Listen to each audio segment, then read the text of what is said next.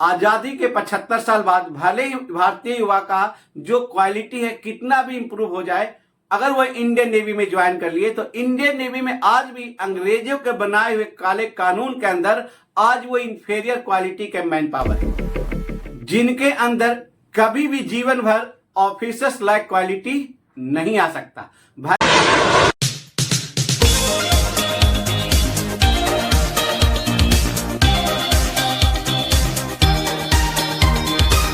देश के कोने कोने से भारतीय टैलेंटेड हुआ इंडियन नेवी में अपना देश का सेना समझ करके आती है, और जैसे ही 15 साल पूरा होता है उसमें से मैक्सिमम इंडियन नेवी को छोड़ करके चले जाते हैं। अर्ज करना चाहता हूं, वो मेरी ना थी इस बात की मुझको खबर तक ना थी, वो मेरी ना थी इस बात की मुझको खबर तक ना थी, मैं पूरा उसका था इस बात की उसको कदर ना थी।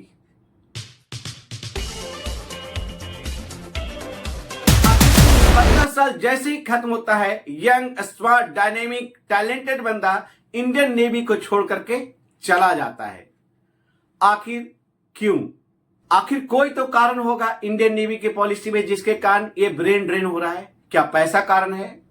क्या प्रमोशन कारण है?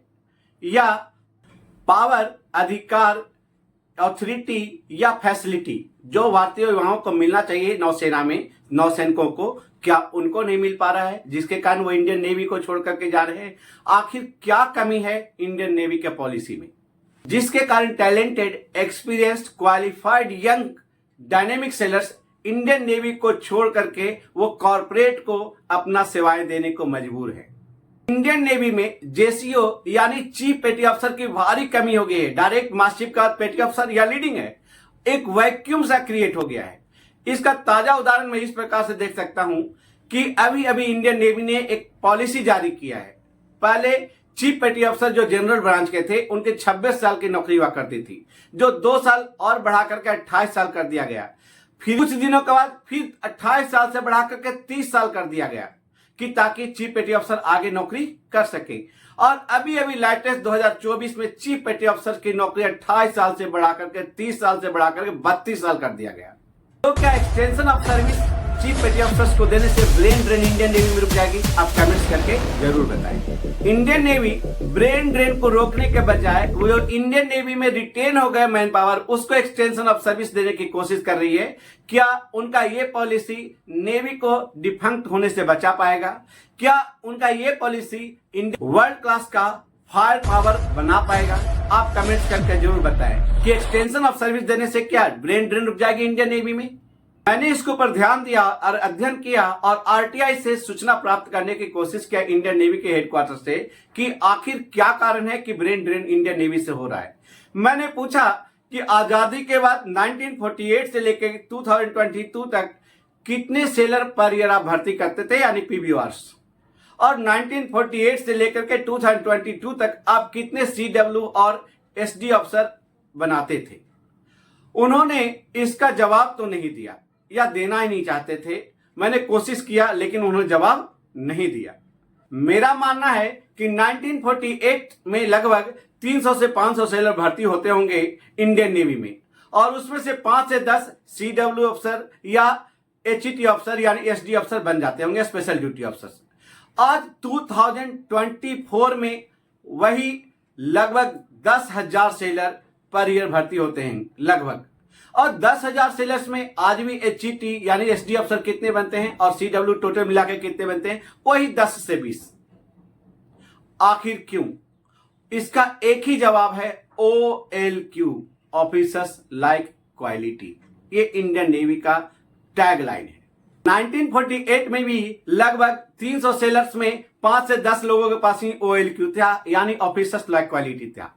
आज सन 2024 में भी 10,000 सेलर्स में से भी सिर्फ 10 से 20 लड़कों के अंदर ही OLQ होता है। भले ही वो बाहर जाकर के जो उन्होंने 15 साल में नेवी में सीखा है, प्रोफेशन, एक्सपीरियंस, टैलेंट, मैनेजमेंट, जो भी इंडियन नेवी में सीखा है उसी का उपयोग करते वो बाहर की दुनिया में वो जज बन सकते हैं, वो बाहर की दुनिया में टॉप कॉर्पोरेट बन सकते हैं, टॉप ब्यूरोक्रेट्स बन सकते हैं, लेकिन इंडियन नेवी में वो ऑफिसर्स बनने की क्वालिटी नहीं रखते, क्योंकि इंडियन नेवी के पॉलिसी के अनुसार उनके अंदर OLQ यानी ऑफिसर्स लाइक क्वालिटी होती ही नहीं। कुछ कुछ लोग तो मिनिस्टर ही बन जाते हैं जो अपने राज्य को रिप्रेजेंट करते हैं, बड़े बड़े डिपार्टमेंट रिप्रेजेंट करते हैं, लेकिन इंडियन नेवी में उनके अंदर लीडरशिप की क्वालिटी बिल्कुल जीरो होती है, इसलिए उन बंदों को वो सिलेक्ट नहीं कर पाते हैं। दोस्तों, मैं आपके साथ एक बात शेयर करना चाहता हूं कि सपोज कीजिए 1948 में लगभग पूरे इंडिया में 1000 डॉक्टर बनते होंगे MBBS के द्वारा। आज 2024 में क्या वही 1000 अगर डॉक्टर बनाएगा इंडियन गवर्नमेंट, तो मेडिकल फैसिलिटी मेडिकल सिस्टम का क्या होगा? मेडिकल सिस्टम की धज्जियां उड़ जाएगी।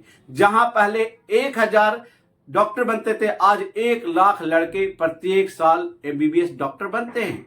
तो उसी प्रकार जहां 300 सेलर में से 5 से 10 सेलर SD अफसर और HET अफसर या CW अफसर बनते थे, आज 10,000 सेलर्स में भी सिर्फ 5 से 10 ही क्यों? आप कमेंट्स करके जरूर बताएं।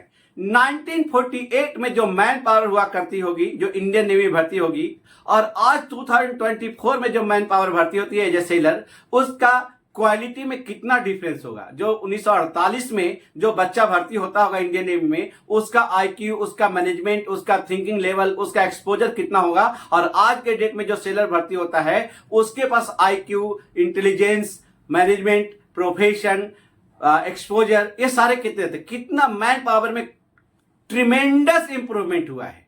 आजादी के 75 साल बाद भले ही भारतीय युवा का जो क्वालिटी है कितना भी इंप्रूव हो जाए, अगर वो इंडियन नेवी में ज्वाइन कर लिए, तो इंडियन नेवी में आज भी अंग्रेजों के बनाए हुए काले कानून के अंदर आज वो इंफीरियर क्वालिटी के मैन पावर हैं, जिनके अंदर कभी भी जीवन भर ऑफिसर्स लाइक क्वालिटी नहीं आ सकता। भले वो किसी स्टेट में मिनिस्टर बन जाए, भले वो टॉप ब्यूरोक्रेट्स हो जाए बाहर की दुनिया में, सिविल में, बाहर टॉप कंपनी को रिप्रेजेंट करे, टॉप कंपनी रन करें, लेकिन इंडियन नेवी में एक डिपार्टमेंट रन नहीं कर सकते।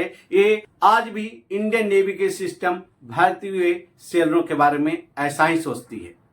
क्या आपको ऐसा नहीं लगता है कि इंडियन नेवी के अथॉरिटी को, इंडियन नेवी के पॉलिसी मेकर को इसके ऊपर विचार करना चाहिए, और जो talented, discipline, smart, young, dynamic युवा जो इंडियन नेवी को छोड़ करके जा रहे हैं, उसी को भारतीय नौसेना में अधिकारी बना करके उनसे काम लिया जा सके?